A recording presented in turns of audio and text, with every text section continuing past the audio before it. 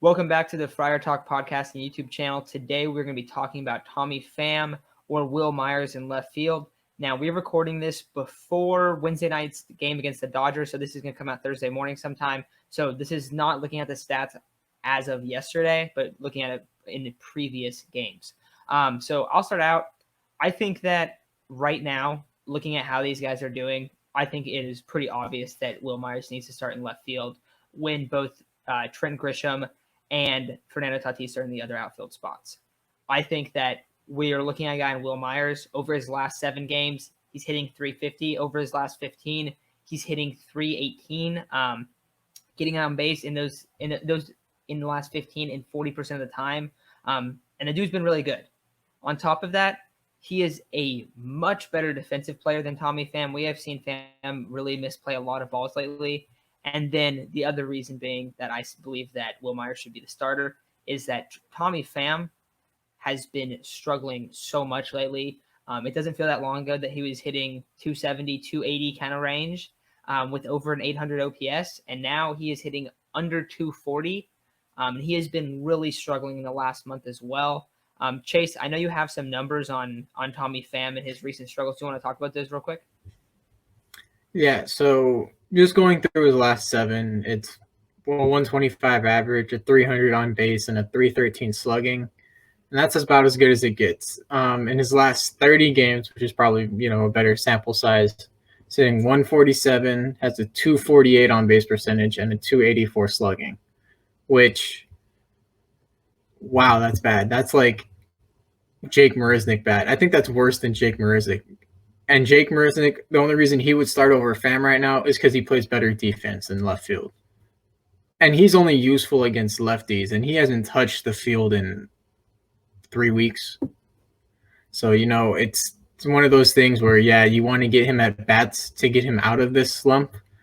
But when he's slumping this bad, you can't put him in the leadoff spot. You can't really send him down in the lineup because he doesn't hit there.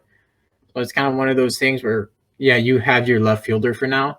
If Myers starts to struggle, maybe you start to do the platoon again. But with the way Myers has been hitting, you have to leave him in there 100%. And that's not just me being a Myers fan. That's just Myers has been that good recently.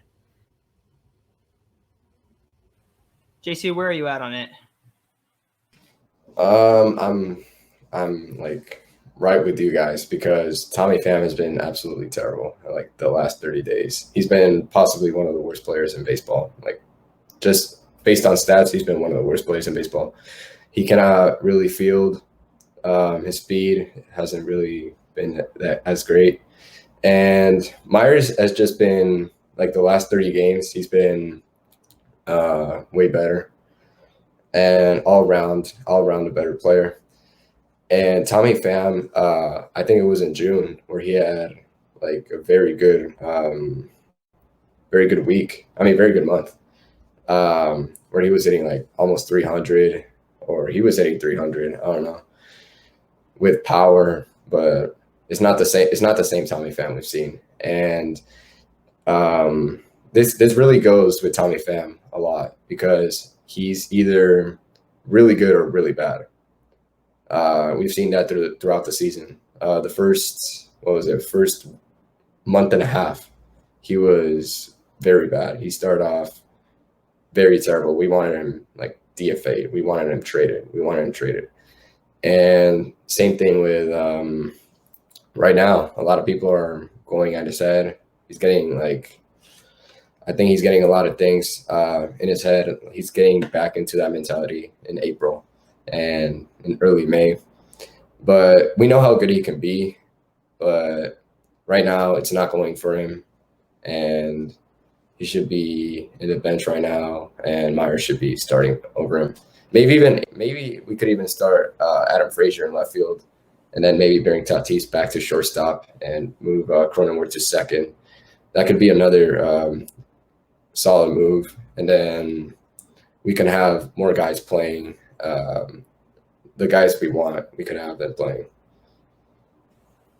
Yeah, that makes sense. And also, I don't know if you saw, but earlier today, Tingler was talking about Tatis coming back and playing shortstop, and he said it's very well a possibility. So if they do move Tatis to short, I think either one of Adam Frazier or Eric Hosmer is not going to be in the lineup because unless they're giving Cronenworth a rest day, Jake Cronenworth will be at second base or first base in those games. So it's going to be one of those two guys. Frazier could absolutely move to left field a little bit.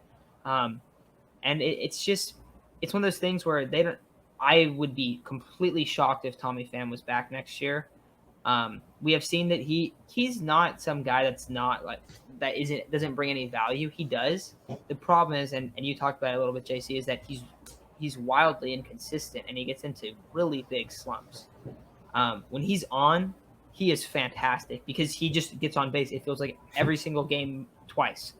And so it's great when he's doing that. His defense isn't what it used to be like when he was on the Cardinals. But when he's slumping like this, there's no reason to keep putting him in the lineup. I will disagree with one thing you said, Chase. Chase, you said that you wouldn't hit him leadoff. I would still hit him leadoff because he's still getting on. I know he's not getting on base as much right now, but it seems like whenever he's in the leadoff spot, he walks at least one time. And he at the very least sees a lot of pitches, gets in the full counts. We've seen when he's not in the leadoff spot, it's like under a 10-pitch inning. I know last night it was like that as well, but he did draw a walk. Went over 3, but he did draw a walk. He got on base one time. And looking at how guys were hitting last night, that was a pretty solid night actually. But that was the one thing I would disagree with. But I do think that Myers is the right option.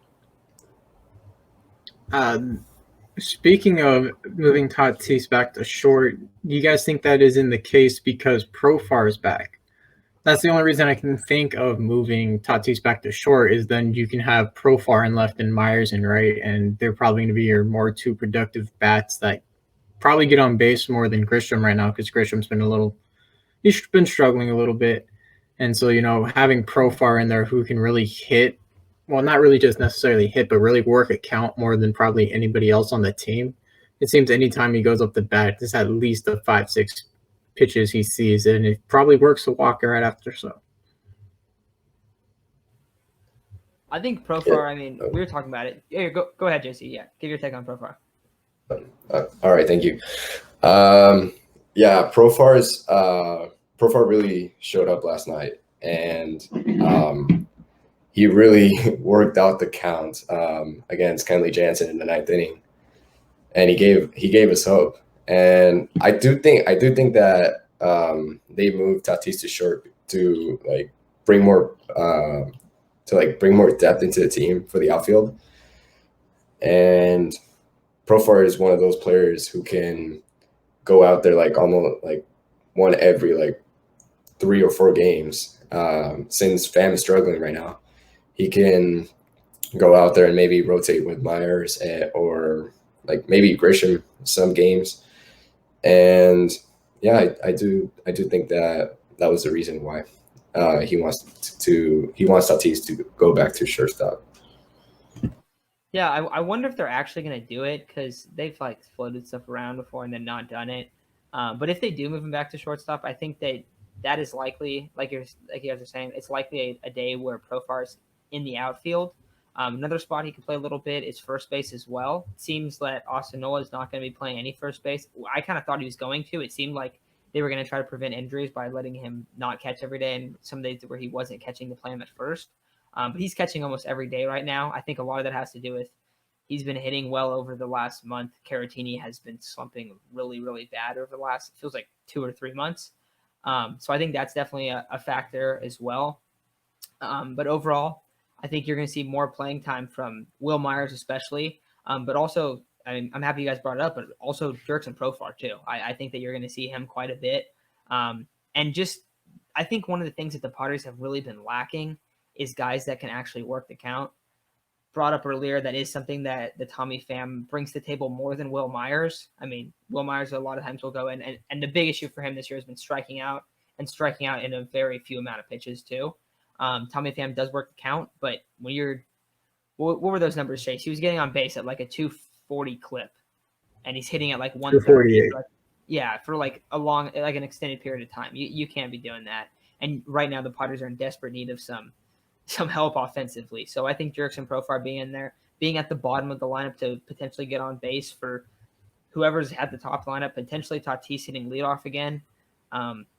I don't know if they're going to do that, but it seems that whenever they do put him at leadoff, he hits a lot of solo home runs, and at least they're scoring a little bit, right? Like, and I don't know. I think that there's a good chance right now, since Trent hasn't been doing anything extraordinary lately, slumping a little bit, and since Tommy Pham has been heavily struggling, I think we could also see Tatis back hitting leadoff. And if that's the case, you got to have Profar down at the bottom of the lineup because, we've seen that he gets on base quite a bit. We saw that in 2020 a ton, where he would just get on base and then Tatis would somehow drive him in. So I would really like to see that. But I think that's going to do it. Anything else you guys want to add real quick before we take off? I got a question for both you guys. It just popped into my mind. With Grish struggling the way he is, would you rather see, if the Padres really want to win it all and you really want to optimize the offense to get them out of a slump, do you put Tatis in center, Profar in left, and Myers in right to maximize the offense with kind of just lack of defense? Kind of lack of defense, because I guess you get the same player out of Grisham and Tatis in center.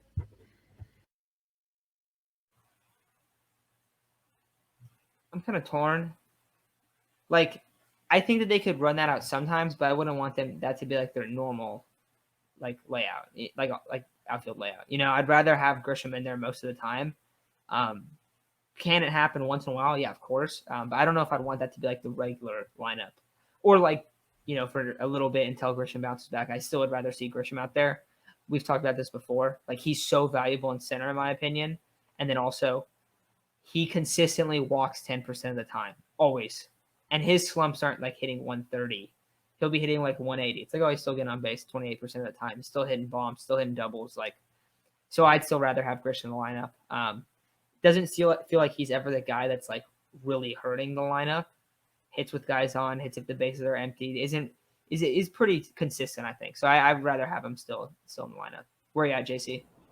Yeah, I completely agree with you, because I think even with Trent Grisham struggling, I think he still brings a lot of value into the team in center, and he's not. And I agree with you on saying that he hasn't struggled as bad as Tommy Pham, and we really haven't seen Profar play that much. Like, we've seen him play like a little bit, like these last 20 games.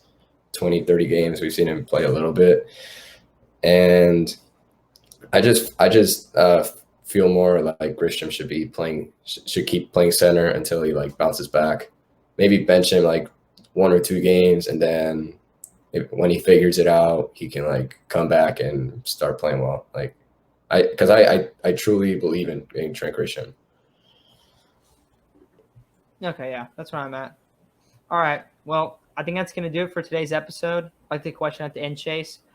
Thank you all for listening, and thanks for coming on, JC. He was on our previous episode when we just talked about Doug Eddings, but really fun having you guys on. Thank you guys for listening, and we will talk to you tomorrow.